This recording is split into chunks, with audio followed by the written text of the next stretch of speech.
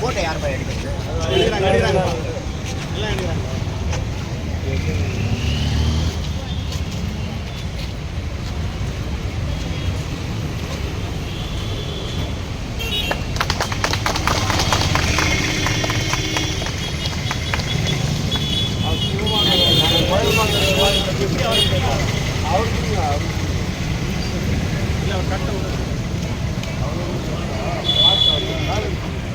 தீபக் ஃபுல்லா வீடியோ வரணும். ஆனா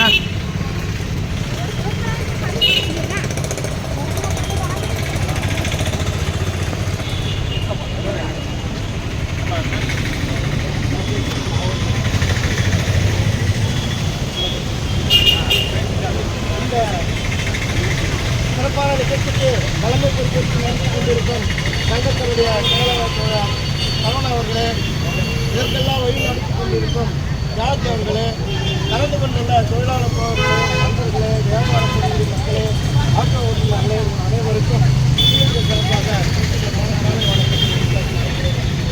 அன்னை ஐடா என்று சொல்லக்கூடிய மருத்துவர் நம்முடைய மாநிலத்திலே ஆணிப்பட்டியிலே 1870 இன்றைய தினம்தான் பிறந்தார். அவருடைய பிறப்பு என்பது உண்மையிலேயே நமக்கு பெரிய மகத்தான பரிசு தான் சொல்லணும். நம்மளுடைய மக்களுக்கு அவருடைய தந்தையாரும் ஒரு மருத்துவர், அவருடைய தாத்தாவும் ஒரு மருத்துவர். இருப்பினும் அவர் ஆணிப்பட்டியிலே இருக்கக்கூடிய மிஷன் ஹாஸ்பிட்டல் என்று சொல்லக்கூடிய எஸ்எம்எஸ் ஹாஸ்பிட்டலில் மருத்துவராக இருக்கும்போது அந்த காலத்தில் பெண்கள் பிரசவ வலி என்பது வீட்டில் தான் பார்ப்பார்கள். அவ்வாறு பார்க்கும்போது அந்த பிரசவத்தில் எவ்வளோ பேர் தாய்மார்கள் இறந்திருக்கிறார்கள். அவ்வாறு இருக்கும்போது அவர்களை மருத்துவமனைக்கு கொண்டு சிகிச்சை பெறுவது என்பது அந்த காலத்தில் இல்லை. இருந்தாலும் ஒரு சில மருத்துவரை நாடி செல்லக்கூடிய நிலைமையிலே அப்போது டெலிவரி என்பது பிரசவம் என்பது ஆண் மருத்துவர் தான் பார்க்கணும்.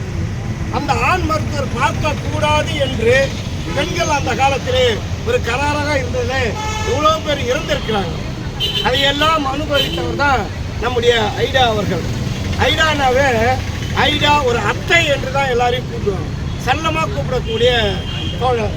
அவரும் ஒரு சிறந்த மருத்துவராகி பெண்களுக்கு டெலிவரியை நான் தான் பார்ப்பேன், அவர்களுக்காகவே படிப்பேன் என்று உருவாக்கிய மருத்துவராக வர வேண்டும் என்று பணிபுரிந்து ஆசைப்பட்டு அந்த பணிக்கு வந்த தோழர். அவருடைய 155வது ஆண்டினுடைய பிறந்த நாள். நாம் அவருடைய நினைவை போற்றுகின்ற வழியிலும் நம்முடைய நாட்டு மக்களுக்காக அமெரிக்கா வாசியாக இருந்தாலும் நம்முடைய தமிழகத்தில் வந்து இந்தியாவிலே பெரிய மருத்துவமனையாகவும் அதுவும் பல நோய்களுக்கு தீர்வு காண்கின்ற மருத்துவமனையாக இன்னைக்கு வளர்ந்திருக்குது என்றால் அவருடைய சேவையை நாம் பாராட்ட வேண்டியிருக்குது. அவருடைய நினைவு நாளிலே அவருடைய பிறந்த நாளிலே அவரை போற்றுகின்ற வகையிலே நாம் விழாவாக கொண்டாடுவோம். நாம் அனைவரும் சேர்ந்து அவர்களை கொண்டாடுமாறு கேட்டுக்கொண்டு பேச வாய்ப்பளிக்க தலைமைக்கு நன்றி தெரிவிக்கிறேன். நம்ம மத்தியில் வந்திருக்கிற காட்சி தோழர் அவர்கள் நம்ம தொழிற்சங்கத்துக்கு ஊக்குவிக்கும் அளவில் சிறப்புரை ஆற்றும்படி கேட்டுக்கொள்கிறேன். அடிக்கடிக்கு நான் லேபர் ஆஃபீஸுக்கு போவேன். இந்த வயசில் நான் லேபர் ஆஃபீஸுக்கு போகும்போது எனக்கு முன்னாடியே ஒரு லேபர் ஆஃபீஸில் தொழிலாளருக்காக உட்காந்து இருப்பார். என்ன தோழர் உட்காந்து இருக்கிறீங்கன்னா, அந்த கேஸுக்காக வந்திருக்கிறேன், இந்த கேஸுக்காக வந்திருக்கிறேங்கிற தொழிலாளருக்காகவே இன்னமும் இந்த வயதான காலத்திலையும் உழைத்து கொண்டிருக்கிற காட்சி தோழர் அவர்கள் அன்போடு வரவேற்று எங்களை ஊக்குவிக்கும் அளவில் 4 வார்த்தைகளை பேசும்படி அன்போடு கேட்டுக்கொள்கிறேன். பல்வேறு விஷயங்களெல்லாம் பேசி சென்று இருக்கின்றார் நம்முடைய சிஐடியினுடைய மாவட்ட செயலாளர் பரசுராமன் அவர்கள். ஏதோ எனக்கு தெரிஞ்ச உங்கள் மையத்தில் அம்மையார் ஐடா அவர்களுடைய பிறந்த தினத்திலே பகிர்ந்து கொள்ளலாம் என்று நான் நினைக்கிறேன். சிஎம்சி நிர்வாகம், சிஎம்சி மருத்துவமனை என்பது பழைய கட்டடம், அந்த சிந்தூர் கட்டடம். என் எனக்கு 5 வயசு இருக்கும். 5 வயசு. இப்போ எனக்கு 76. 5 வயதாக இருக்கும்போது இந்த விறகு தூக்கி போகும்போது கால் மேலே பட்டுச்சு. ரத்தமாக கொட்டு. பின்னால் தான் நம்ம அருகமுண்டி தோட்டம் போகும். எங்கள் அம்மா அதில் வேலை செய்கிறாங்க. நானும் அவங்க கூட பார்க்கல. நேராக வந்தேன். என்னடான்றாங்க, நல்லா நல்லா இந்த காலில் அப்படியே வா, ஒரு கட்டு போட்டு ஒரு ஊசி போட்டு போ.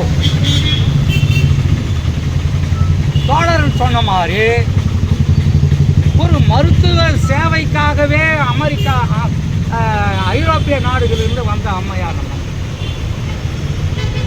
எப்படி பெரியார் டேமை வந்து பெண் கோயில் கட்டினாரோ அவருடைய சொத்தெல்லாம் விற்று தான் அந்த டேமை கட்டினார். இல்லைன்னா இன்றைக்கும் மதுரை, திண்டுக்கல், தேனி போன்ற மாவட்டங்களெல்லாம் எப்படி இருக்குன்னு சொன்னாக்கா வறண்ட பூமியாக இருக்கும். பெரியார் டேமை பெண் கோயில் கட்டலைன்னா அவர் தன்னுடைய சொத்தெல்லாம் விற்று டேமை கட்டினார். அவருக்கு இன்று வருடம் பெண் கோயிலுடைய பிறந்த தினத்தை கொண்டாடுகின்றார்கள். அரசு சார்பிலும் கொண்டாடுகிறார். அதே போலத்தான் டாக்டர் ஐடா அம்மையார் அவர்கள் ஐரோப்பா நாடுகள் பூராவும் சென்று நிதியை திரட்டி இந்த நாட்டு மக்களுக்கு, குறிப்பாக தமிழ்நாட்டு மக்களுக்கு, வேலூர் மாவட்ட மக்களுக்கு, ஏழைகளுக்கு மருத்துவ உதவி செய்ய வேண்டும் என்ற ஒரே நோக்கத்தோடு அவர்கள் செய்தார். அதே போல் ஏராளமானவர்கள் எனக்கு வேலை தேடின்னு போவாங்க. உள்ள வேலைக்கு வரீங்களா, பெருக்கிறதுக்கு வரீங்களா, யாருன்னா படிச்சிருக்கிறாங்களா, உள்ளே வரீங்களா அப்படின்லாம் கேட்பாங்க. அப்படி நுழைந்தவர்கள் தான் என்னுடைய பாட்டி, என்னுடைய மாமா பிள்ளைகள், மைத்துனர் பிள்ளைகள்லாம் இதில் வேலை செய்கிறாங்க. நான் எனக்கு கொடுக்கல.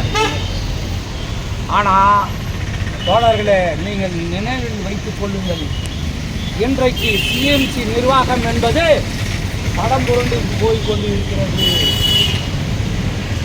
ஏற்கனவே லிப்டிக்கு ஓட்டுறதுக்கு நிரந்தர பணியாளர் இருந்தார்கள்.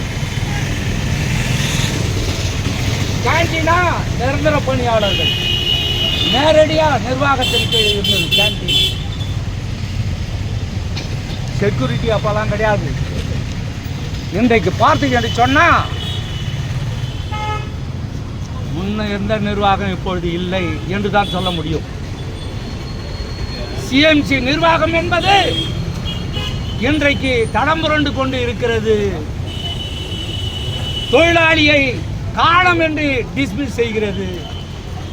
அடிமட்ட தொழிலாளியை அவன் ஆப்சண்ட் ஆகிக்கிறான். 15 நாள் ஆப்சண்ட்டு.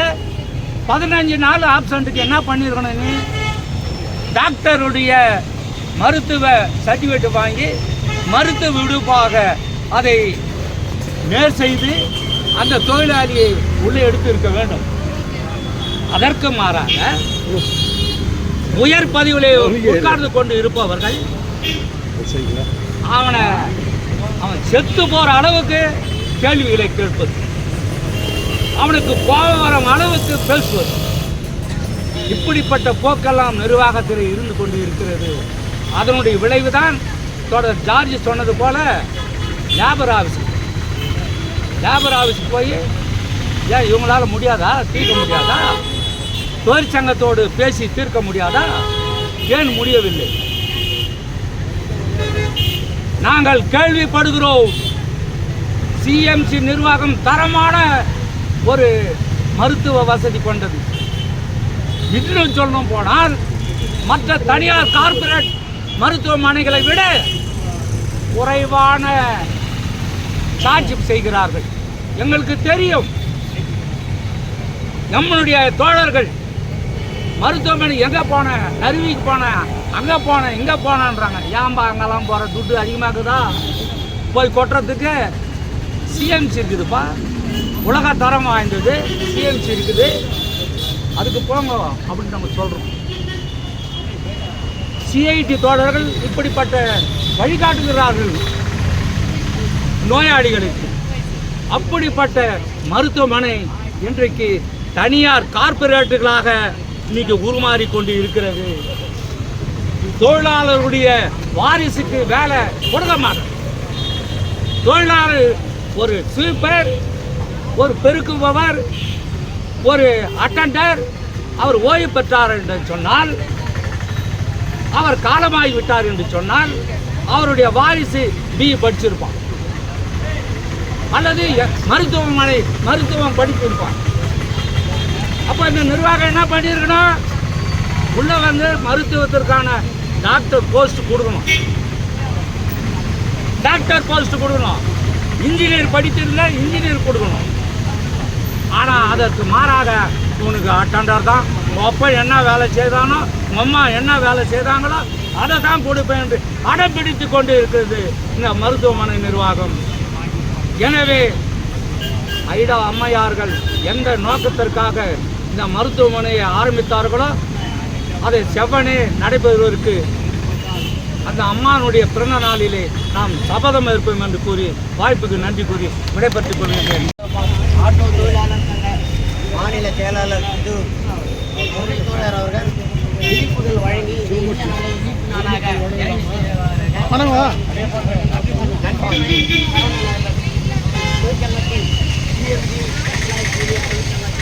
செயலாளர் திரு சரவணன் நிறைவு செய்வாராக.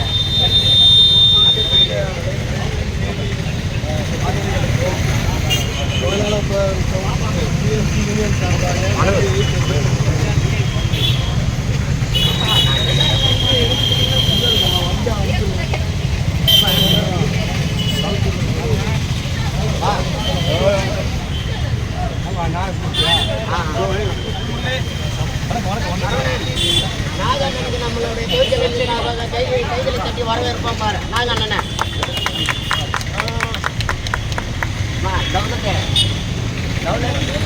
என்ன கையில் வச்சுட்டு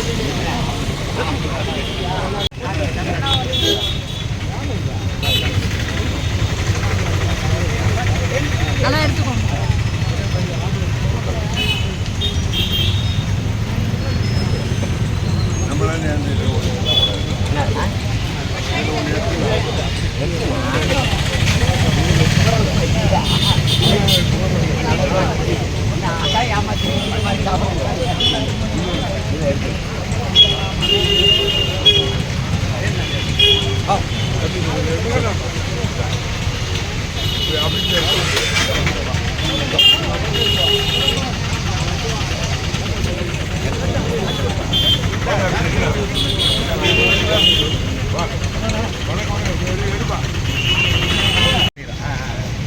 ரஞ்சித் அவரை டிவியில் போடுவார், அவர் இதில் போடுவார். வா துரை.